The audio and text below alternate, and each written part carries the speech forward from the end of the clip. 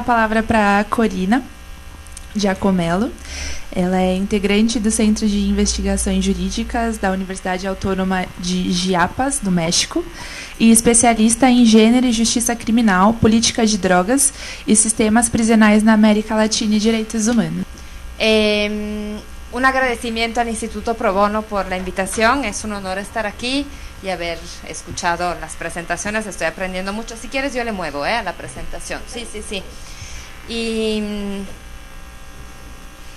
Y bueno, y gracias al equipo por toda la organización y demás. Entonces, bueno, el tema es mujeres privadas de la libertad en las Américas con enfoque en políticas de drogas. Es el tema que desde hace muchos años he trabajado.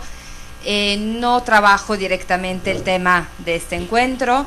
De hecho, no soy abogado, soy una intrometida del derecho. Entonces, bueno, son más reflexiones generales sobre el cruce entre género, drogas y encarcelamiento. La idea es dividir la presentación en tres partes. La primera en por qué hablamos de este tema y cómo se ha hecho, por qué está en la agenda internacional, hablar de mujeres, drogas y encarcelamiento, después ver cuáles son las características de estas mujeres y finalmente qué propuestas desde distintos países se han hecho para atender la problemática de mujeres en prisión por delitos de drogas.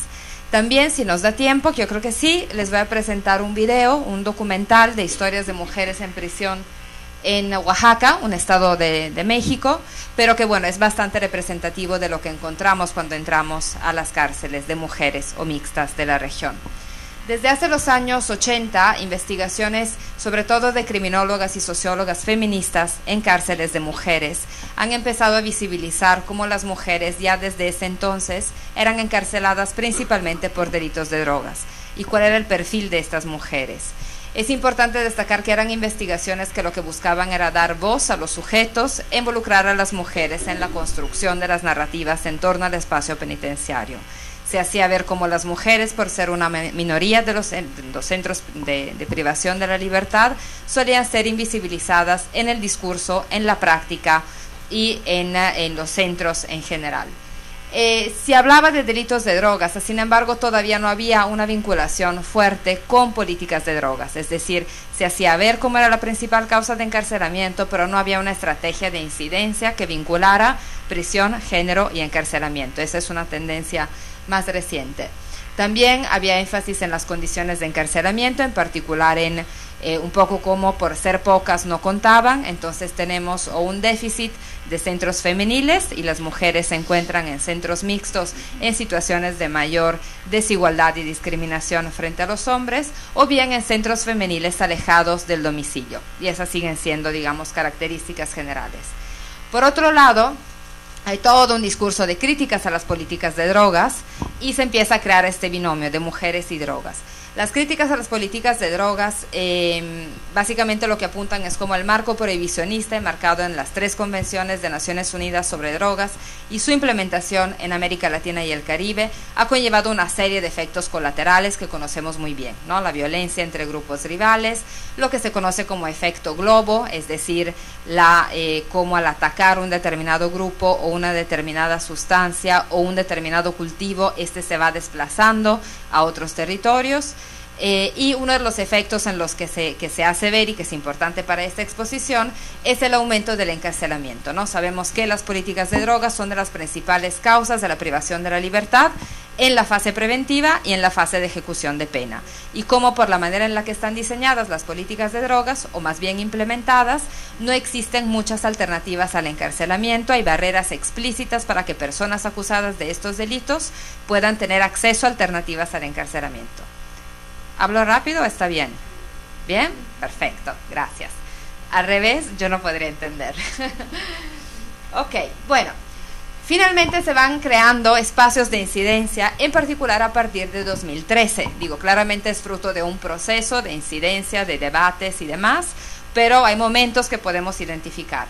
En 2013, por petición del entonces secretario general de la OEA, Insulza, y por vinculación con declaraciones de distintos presidentes de América Latina, en particular Manuel Santos de Colombia, Pérez Molina de Guatemala, algunos antecedentes en Ecuador, se hace un informe, que es este informe de la izquierda, el problema de las drogas en las Américas, en el cual se cuestiona abiertamente o se pone a discusión, a debate, el actual marco prohibicionista y su implementación en la región. Entonces, los países de América Latina generalmente sujetos a políticas de drogas emanadas o influenciadas de manera vertical de los Estados Unidos, de la Comisión Interamericana para el Control del Abuso de Drogas, se abren al diálogo. Y en ese espacio de diálogo, de cuestionamiento de las políticas de drogas en la región, se inserta el tema de género. Por primera vez, prácticamente en 2013, se hace un evento entre la Comisión Interamericana de Mujeres y la Comisión de Control del Abuso de Drogas sobre mujeres y encarcelamiento en las Américas, con participación de sociedad civil, etc.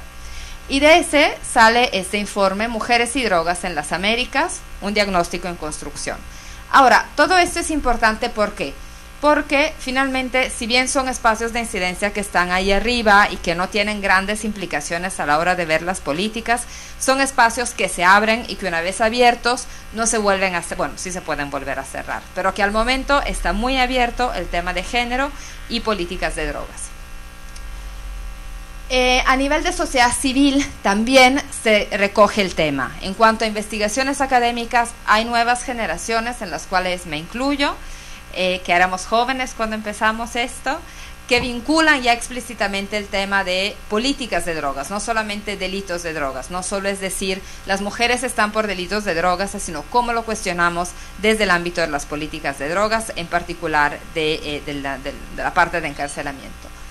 Y sociedad civil empieza también a recoger este tema. En 2016 se publicó este documento, Mujeres, Políticas de Drogas y Encarcelamiento. Es fruto de un grupo de trabajo de activistas, funcionarias, académicas, de muchos países de América Latina y el Caribe. Estamos de Estados Unidos, Costa Rica, República Dominicana, Brasil, Argentina, Ecuador, básicamente todas mujeres, pensando en cómo poder hacer visible y atender ese intersticio específico que parece muy pequeño, pero que en realidad cuando lo empezamos a destapar, vemos que trastoca todos los ámbitos de nuestra sociedad y de la posición de las mujeres en la misma y de la respuesta del Estado frente a la participación de las mujeres en estos delitos. De este producto se derivan luego guías nacionales en distintos países y hay una incidencia también a nivel de Naciones Unidas. En 2016 se realizó la sesión especial de la Asamblea General de Naciones Unidas sobre drogas, solicitada por algunos presidentes de América Latina y el Caribe, y antes de UNGAS 16, como se le conoce, en Viena se reunió la Comisión de Estupefacientes, que es el órgano rector de las políticas de drogas a nivel internacional. En el seno de esa comisión se aprobó una resolución para la incorporación de la perspectiva de género en todos los programas y políticas sobre drogas. Ya había habido antecedentes de resoluciones de Naciones Unidas sobre este tema, pero esta lo que logra es atender tanto el tema de mujeres usuarias como de mujeres que se involucran en delitos de drogas. Hay un reconocimiento explícito de las reglas de Bangkok, en fin, como que recoge mucho el lenguaje de sociedad civil sobre el tema, aboga por medidas alternativas en el caso de mujeres madres y embarazadas. Es la única brecha que podríamos decir está ganada a nivel internacional, que se hable de medidas alternativas para las mujeres que cumplen con el estereotipo de la buena mujer, ¿no? Y que decidieron reproducirse en algún momento, pero bueno, ya por lo menos hay una brechita. Y en el documento final de UNGAS también se incluye la parte de perspectiva de género. Se dice que hay que incorporar la perspectiva de género en los programas y políticas en materia de drogas, asegurar la participación de las mujeres. Ese es un punto muy importante que todavía no se logra llevar a cabo. Apenas en sociedad civil lo estamos logrando, que siempre estén mujeres exencarceladas, familiares de personas encarceladas, ya no solo como el testimonio que viene, nos dice, nos comparte su sufrimiento, y luego los expertos tomamos decisiones, sino ya como sujetos de políticas públicas, sujetos de incidencia, interlocutores del Estado. Entonces ese es un avance en ese sentido, la inclusión de las mujeres, aunque insisto, es más a nivel retórico que práctico. Y también se vincula con la Convención sobre la eliminación de todas las formas de discriminación contra la mujer. Entonces hay, digamos, una nueva unión que se hace ahí. Aún así, había otras batallas por ganar. Por ejemplo, en esta resolución En la primera versión se incluía ONU Mujeres como una de las agencias que tendría que participar en estos debates, y algunos países de la Comisión de Estupefacientes se opusieron a que se incluyera ONU Mujeres y por lo tanto no se incluyó. Entonces, también digamos dentro de los espacios de cabildeo internacional, estos resultados que parecen mínimos cuando los contrastamos con la realidad, son en realidad espacios que cuesta mucho trabajo ganar y que pues hay que ¿me faltan 10 o llevo 10? ¿Me faltan? Ok, sí, perfecto. Entonces, bueno, sigamos. Ahora, ¿cuál es la narrativa que hay en torno a las mujeres privadas de la libertad por delitos de drogas? Primero, como les decía, hay que ver el fenómeno dentro de las tendencias de encarcelamiento por delitos de drogas en la región. No se alcanzan a ver los números, pero con que se enfoquen en el color de las columnas, ya la hicimos. La primera columna, la azul, muestra el aumento de la población de varios países de América Latina y el Caribe. La columna naranja, el aumento de la población privada de la libertad. Y la columna morada, el aumento de la población privada de la libertad por delitos de drogas. Como pueden ver, en todos es prácticamente desproporcional. Veamos el caso Brasil, es el segundo. La población entre 2006 y 2014 ha tenido un aumento del 4%, si no leo mal, 55% la población en prisión y 267 la población en prisión por delitos de drogas. Y así todos llevan más o menos esa tendencia. Hay una excepción en Bolivia interesante, fruto de 3 indultos que se han dado entre 2012 y 2015, entonces baja la población en prisión por delitos de drogas.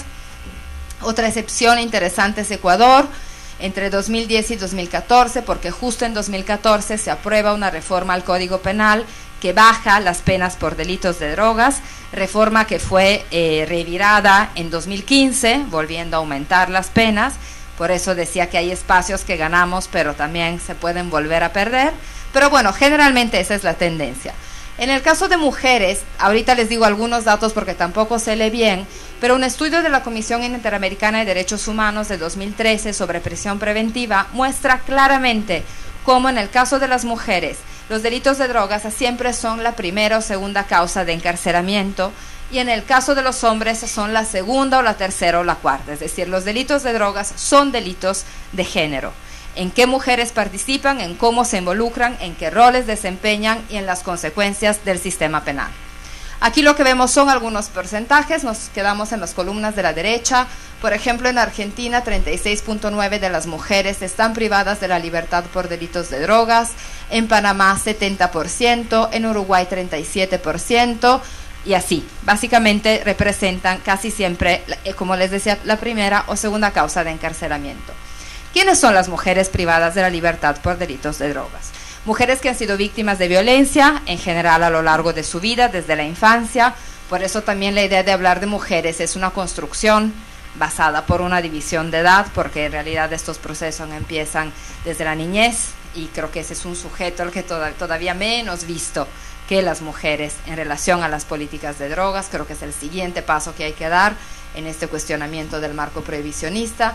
Mujeres que viven en situaciones de pobreza crónica o extrema o regular, con pocas o nulas oportunidades en el trabajo laboral, generalmente con empleos en el mercado informal en situaciones de precariedad, con proximidad a actividades de tráfico, y aquí uso la palabra tráfico en el sentido extenso desde venta al nivel detalle hasta tráfico internacional, digamos, mujeres que se desarrollan en mercados donde las drogas están, donde son una opción de trabajo.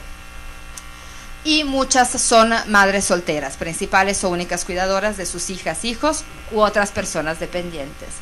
El involucramiento generalmente se da en el seno de una relación de pareja, donde el hombre suele desempeñar roles de enganchamiento, de reclutamiento, que digamos que tiene mayor vinculación con los niveles de liderazgo de las redes, o en el seno de la familia, cuando se trata también de negocios familiares, ¿no?, de venta de drogas. También hay mujeres reclutadas por mujeres, pero lo que sí vemos es que la participación suele ser en los eslabones más bajos, donde actúan básicamente como sujetos desechables, como contenedores humanos que trafican drogas a través de las fronteras, que introducen drogas a los centros de reclusión, que venden drogas para su consumo, que venden drogas para el consumo de la pareja, etcétera. Entonces, la violencia de género es un elemento persistente en sus vidas, al igual que la exclusión social, y esta discriminación en razón de género que atraviesa todas las áreas de su vida. La maternidad es otro eje narrativo dominante. ¿Cuál es la respuesta del Estado? Generalmente políticas de corte punitivo, con un sobreuso de la prisión preventiva y con penas desproporcionales. Eso es una característica de las políticas de drogas. A la hora de la detención se presentan toda una serie de violaciones, episodios de violencia, muchas veces de tortura y tortura sexual. Generalmente, por lo menos en México, la mayoría de las detenciones acontecen en flagrancia, muy entrecomillable, o por denuncia anónima. Entonces, claramente lo más fácil de agarrar, pues sabemos que son estos peces chiquitos. También por los lugares que ocupan en la cadena son las más expuestas a ser detenidas, porque son las que cargan efectivamente la droga adentro de su cuerpo, pegada a su cuerpo, en el equipaje, etc. Otro aspecto que no se ve en la parte de la detención y que daría para el evento que vamos a tener el otro año, es todo el tema de las niñas y niños que están presentes a la hora de la detención, que no son absolutamente tomados en cuenta, que llegan a ser testigos o víctimas directas de la violencia del Estado, cuyo primer contacto con el Estado a menudo es esa intervención violenta, es ver sus cosas rotas, despedazadas por los agentes del Estado, es ver armas, es ver a sus padres insultados y llevados sin saber a dónde se los van a llevar, ni se los van a volver a ver. Y ese es todo un tema que falta muchísimo por atender. Y bueno, como condiciones de reclusión, entre los muchos puntos que hay, digamos, está la disponibilidad de centros, en qué centros están recluidas las mujeres y en qué condiciones. Muchas veces no se concilia el derecho a la cercanía al domicilio, del que se habla mucho en las reglas de Bangkok sobre mujeres en prisión, con el derecho a tener centros que atiendan derechos, de condiciones dignas, derechos de las mujeres y derechos en general. Y un tema, otra vez, que sale constantemente es el de la maternidad en prisión, pero bueno, creo que no da tiempo para abundarlo mucho, aquí solo que sí quería vislumbrar algunos de los aspectos. Estamos entonces frente a mujeres que sufren una triple condena, una que tiene que ver con los factores de género que subyacen en su involucramiento en el delito cuando lo cometen o en su acusación, y que no suele ser tomado en cuenta a la hora del desarrollo del proceso, o si es tomado en cuenta es a partir de estereotipos o de la mala o de la buena madre, generalmente. Mujeres que sufren una condena derivada de las políticas de drogas en particular y las condiciones como estas se implementan, y finalmente en las condiciones de encarcelamiento. Ahora, si tenemos 5 minutos más, ¿podemos poner el video? ¿Sí? Bueno, les voy a mostrar el documental. ¿Me ayudas, porfa, para ponerlo? Entre la segunda mujer que habló y la joven, hay como 40 años de diferencia de edad, y en las dos la violencia tiene un papel determinante, la violencia de género. Otro tema que tal vez no se percibe pero que recurre es la intersección con otras categorías de discriminación, el ser mujer indígena, el ser mujer extranjera, el tema de los hijos, que sigue siendo visto, me parece, como un asunto de las mamás, que tiene que hacer una mamá, quedarse con su hijo o dejarlo, y se convierte en una decisión de la mujer y queda sin verse la responsabilidad del Estado frente a este tema. Entonces, bueno, hay un montón de cosas que están aquí en estos videos, pero no me quiero tomar tiempo de las demás participaciones, así que nada más me salto a la última, que es un poco ya como reflexiones finales. ¿Cuáles son algunos límites y retos de hablar de mujeres en prisión por delitos de drogas? Bueno, primero, cómo ir más allá de la retórica, decir, ok, hay un terreno ganado a nivel de debate internacional, cómo lo bajamos a cambios concretos y qué tipo de cambios estamos esperando también, qué entendemos por género. Digamos que un poco en el ámbito internacional me parece que el género se ha despojado de su potencial transformador, es como una versión diluida, ¿no? Es cómodo hablar de género porque implica no hablar de feminismo. Creo que de alguna manera hemos logrado posicionar este tema en la agenda porque no se vive como una amenaza, ¿no? Es como decir, bueno, ellas quieren hablar de mujeres pobres en prisión, no quieren desestabilizar el sistema de políticas de drogas. Entonces, es como volverle a dar el potencial de transformación social que tiene el género en esta pequeña brecha de incidencia que se está abriendo. cómo vincular los tres ámbitos, nunca perder de vista la intersección en la situación de las mujeres, la violencia contra las mujeres y las políticas de drogas, digamos, sin generar un gueto de las mujeres, un gueto discursivo, un gueto de políticas, incidir en los demás ámbitos y también romper con esa idea de que solo estamos hablando de mujeres pobres víctimas de hombres malos. Esas mujeres tienen agencia, trafican, venden, consumen drogas para hacer frente a su situación de vida, y esa agencia también hay que recuperarla. Y la manera de hacerlo, me parece, es incorporando las voces de las mujeres permanentemente. Y finalmente, como ya decía, también cómo abrir esta beta de las niñas y niños afectados por las políticas de drogas en vinculación con el género, pero también como sujetos de derecho per se. Entonces, bueno, hasta aquí lo dejaría. Muchísimas gracias.